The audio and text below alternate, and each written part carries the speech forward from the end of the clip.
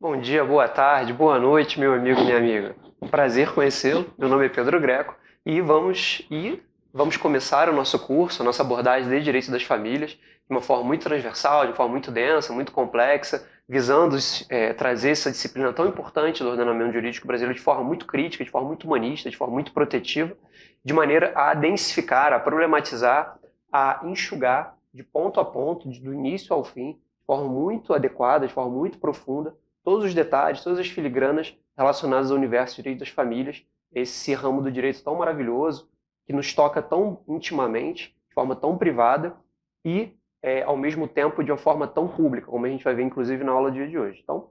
sejam muito bem-vindos. Meu nome é Pedro Greco, novamente. Ratifico aqui o meu nome, fico à disposição do que vocês precisarem, como apresentado para vocês. Esse vai ser um curso livre aqui na Inversa Educacional, e a nossa proposta, a nossa metodologia aqui é tentar trazer tanto jurisprudência, quanto doutrina, quanto texto legal de lei, fazemos comentários para que vocês possam se apropriar dessa matéria, tanto no aspecto teórico, quanto no aspecto acadêmico, tanto no aspecto mais científico, mais propedêutico, quanto prático, forense. Então, a lógica aqui é realmente misturar as ações, trabalhar em várias frentes ao mesmo tempo, desdobrar vários flancos para que vocês possam sair desse nosso encontro, dessa nossa apresentação de uma forma muito enriquecedora, de uma forma muito completa, muito holística, para que isso possa ajudar a escrita de vocês, a prática de vocês, para que possa ajudar durante as aulas de outras disciplinas. Então, a lógica aqui vai ser realmente agregar o conhecimento que você já tem e ensinar para quem eventualmente está tendo o primeiro contato e aprofundar para quem eventualmente já tem ali uma certa militância na área, já conheça do assunto. Então, a lógica aqui é ser realmente o mais completo, mais denso, mais rico possível nessa nossa apresentação aqui nesse curso Livre Direito das Famílias, em uma proposta bem exauriente, que a gente vai vendo ponto a ponto, detalhe a detalhe, item a item, justamente para que a ideia é que não falte nada nessa nossa abordagem aqui horizontal, mas também vertical, a depender do assunto, de direito das famílias. Então, sem mais delongas, meu amigo, minha amiga, sejam muito bem-vindos ao nosso curso aqui, Direito das Famílias na Inversa Educacional, e hoje, nossa aula 1, a gente vai desdobrar, vamos reverberar aí os nossos assuntos, nossas discussões, nossos debates tão candentes de direito das famílias, sempre com uma proposta, sempre com um princípio magno, um princípio régio, de ser humanitário, protetivo, numa lógica social, numa lógica realmente de defesa do ser humano, de exaltação da dignidade da pessoa humana. Então, com essas considerações, começamos aí a nossa disciplina Direito das Famílias. E aí, meu breve currículo, vou apresentar rapidamente para vocês, vai ser a primeira e única vez, os próximos encontros sempre vai ter esse mini currículo, mas não vou passar de forma muito detalhada por ele. Pós-doutor em Políticas Públicas pela FRJ, doutor em Planejamento Urbano pela FRJ, mestre em Políticas Públicas e Direitos Humanos pela FRJ, bacharel em Direito pela FRJ, analista jurídico da Defensoria, advogado, ex-professor substituto da FRJ e presidente da Comissão de Família e Sucessões do IAB. Então, tendo feito essas considerações, nosso roteiro aí, toda a nossa aula vai ter um roteiro para que a gente saiba o que vai vir à frente, e aí sempre utilizando de técnicas de visual law, com slides muito secos, slides muito limpos, slides muito organizados, sempre utilizando cores para destacar aquilo que é mais importante, com fotos, para instigá-los e para vocês terem realmente uma experiência sinestésica, para que o aprendizado ele possa ajudar, as fotos possam ajudar no aprendizado. Então, a lógica aqui é realmente apresentar um material muito fino, muito bem trabalhado para você. Então, esse nosso roteiro, mais roteiro,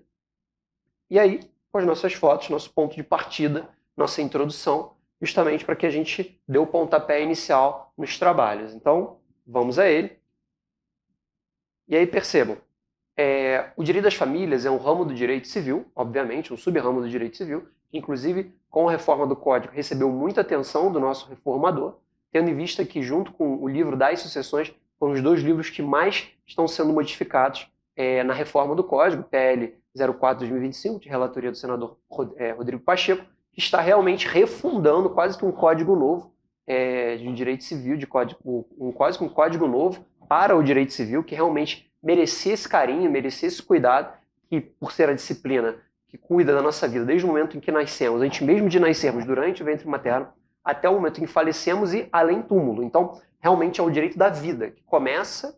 ali do momento que a vida começa até o momento que nós falecemos, somos enterrados, somos cremados, inclusive para além das nossas vidas, nossas existências terrenas. Então, o direito civil é o direito da vida, ele realmente pega de ponta a ponta a nossa vida. diferentemente de outros ramos do direito que muitas vezes nós estudamos, nos aprofundamos neles, mas muitas vezes sequer passeamos por ele em nenhum momento da nossa vida. Então, o direito da vida, o direito civil é um direito da vida, é um direito muito próprio, um direito civil do cidadão, realmente. É o nosso direito que passa, que atravessa, que realmente nos inunda, realmente, por ele ser muito dia a dia. Então, desde o momento que acordamos num dia até o momento que dormimos, e inclusive enquanto estamos dormindo, o direito civil passa e realmente nos pega e somos reféns dele no bom sentido da palavra. Então, por conta disso, por ser muito múltiplo, por ser muito plural, por ser muito intenso em nossas vidas, desde o momento que nascemos, inclusive antes do ventre materno, até o momento que falecemos e depois, o Estado precisou se assenhorar dessa matéria. Então, é óbvio que é um ramo do direito privado, é óbvio que é um ramo do direito civil, portanto, enxertamos nele aqueles princípios magnos do direito civil, aqueles princípios burgueses da autonomia privada, do liberalismo, da possibilidade do laissez-faire, laissez-passer, de possamos fazer aquilo que nós bem entendermos dentro do princípio da legalidade, ou seja, desde que não ofenda o direito de outrem, desde que não ofenda a norma de ordem pública, a norma cogente, a norma imperativa. Então, com esse cenário, com esse painel construído, com esse mosaico apresentado, o Estado entendeu, sim, entendi que a família é um espaço privado, é um espaço particular do cidadão, da família, do homem, da mulher, da criança, do idoso, da pessoa com deficiência, do adolescente, do jovem, mas, da pessoa trans, enfim, mas preciso entender, preciso intervir de forma cirúrgica, de forma pontual, de forma específica para regular determinadas ações. Então, o Estado entendeu que era necessário tratar da família, e óbvio que a gente aqui vai fazer até uma construção histórica, futuramente a gente vai ter uma aula só de história do direito das famílias para a gente detalhar bastante essa questão da história, de como era no Brasil Império, como era no Código Civil 16, embora hoje a gente também vá tecer alguns comentários, fazer algumas pinceladas nesse assunto. Então, o Estado entendeu que o direito das famílias era importante de ser também tratado, dado que era necessário regulamentar minimamente as relações privadas, as relações interpessoais, justamente para coibir o abuso, justamente para coibir o arbítrio. E aí, fazendo uma memória do direito romano, lá no direito romano era a figura do pater família, era patriarcal, era tudo muito institucionalizado no pai. Então, o pai era o dono da família, ele mandava e desmandava, era o senhor da vida e da morte de todos os membros da família. Então, isso foi se modificando, ou realmente uma efervescência social, uma ebulição. Isso se transformou até chegarmos atualmente nesse espaço de família democrático, republicano, horizontal, em que todos têm voz, em que todos devem buscar a sua realização pessoal, os seus sonhos, a busca pela felicidade. Então, com isso, o Estado ele trouxe para si esse papel de regular as relações privadas e interpessoais. Embora o Estado, isso numa visão mais pós-contemporânea, numa visão mais atual, 2026, 2027, 2028, terceira década do terceiro milênio, é fundamental que o Estado não invada excessivamente a vida íntima das pessoas. Então, o Estado regulamenta minimamente, estabelece ali as balizas, estabelece ali os parâmetros, cabendo às partes ou à parte, escolher dentre as disposições que estão ali, ou até mesmo em disposições que não estão ali, mas desde que não ofenda a norma de ordem pública, a norma imperativa, aquilo que lhe aprover, aquilo que lhe for bom para a sua vida. Então, o Estado tem esse papel de minimamente ser um guia, minimamente trabalhar com uma lógica muito ampla de possibilidades dentro do direito civil, dentro do direito privado, dentro do direito das famílias, e deixar o cidadão, deixar o particular à vontade, para que ele escolha se vai casar, se vai ter união estável, se não vai ter filhos, se vai ter pet, se vai ser pai de planta, mãe de planta, enfim. Cada um escolhe a forma de família que bem entender, cabendo ao Estado apenas dar as ferramentas para que a pessoa busque a realização dela, a felicidade dela, os afetos dela, da melhor forma que ela conseguir. Então, o Estado ele garante às pessoas, e é fundamental, e é dever dele, nesse nosso pacto social, esse Estado democrático de direito, ele tem que dar as ferramentas, tem que dar os itens para que a pessoa busque a sua felicidade, busque a sua realização pessoal, busque os seus sonhos da melhor forma que conseguir, dentro das suas possibilidades, obviamente, não violando direitos de terceiro, não violando direitos de outrem, mas permitindo minimamente que não haja o arbítrio, que não haja o abuso, como acontecia, por exemplo, lá no direito romano, em que você tinha uma lógica patriarcal, masculina, muito egoísta, muito autocentrada no homem, e que realmente escravizava, dominava e impunha o seu jugo em relação à esposa, aos filhos, sendo o senhor literalmente da vida e da morte, podendo matar, podendo decidir realmente questões muito gravosas sobre a vida de outras pessoas que eram da sua família. Então, fundamental entender essa lógica do direito das famílias, esse breve histórico, para que isso vai reverberar nas aulas seguintes e também na aula do dia de hoje. Então, importante entender que hoje a gente já trabalha com uma lógica já há bastante tempo, inclusive sobretudo pós-1988, Constituição de 88, que foi ratificado pelo Código Civil de 2002, que está sendo mais uma vez ratificada e vai vir de forma expressa na reforma do Código, essa lógica da pluralidade familiar, ou seja, como diz o professor Paulo Lobo, da não tipicidade das famílias, ou seja, não existe uma forma de família certa. Todas as formas de família são certas, todas as formas de família são corretas, cabendo a você escolher aquela que melhor lhe aprouver, aquela que melhor lhe interessar. Então, só que isso até 88 não funcionava dessa forma. Basicamente, para o Código Civil 16, família era matrimônio, matrimônio era família. Não existia família sem casamento, não existia casamento sem família. Então, necessariamente, você tinha que casar, necessariamente você tinha que realmente ter filhos, era uma obrigação, ter prole, gerar, crescei-vos e multiplicai-vos, até um princípio religioso, um princípio bíblico. Então, o direito das famílias, isso a gente vai falar bastante ao longo das aulas e na aula do dia de hoje também, ele foi muito pautado, ele foi muito influenciado pelo direito canônico, pela religião, sobretudo pela religião católica, que era a religião dominante ali durante o século XIX, durante o Brasil Império, durante boa parte do século XX. Então, é fundamental entender que o direito ele não está no vácuo, ele não está solto no universo, no espaço. Ele é muito influenciado, e isso a gente vai ver nas aulas posteriores, na próxima aula, inclusive, direito das famílias e religião, direito das famílias e política, direito das famílias e ideologia, direito das famílias, e inserido nesse ambiente social, nesse caldo cultural brasileiro, justamente para que a gente possa entender o porquê que determinadas escolhas do legislador, de porquê determinadas escolhas do constituinte e de porquê que determinados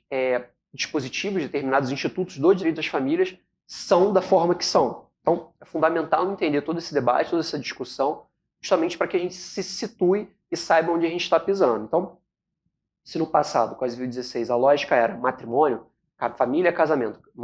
casamento é família, hoje, obviamente, isso já está mais do que aquebrantado, mais do que superado. A gente passa desse primado do matrimônio para o primado do afeto, para o primado da felicidade, para o método da busca da realização dos sonhos pessoais. Então, se no passado o direito das famílias era matrimônio, ponto.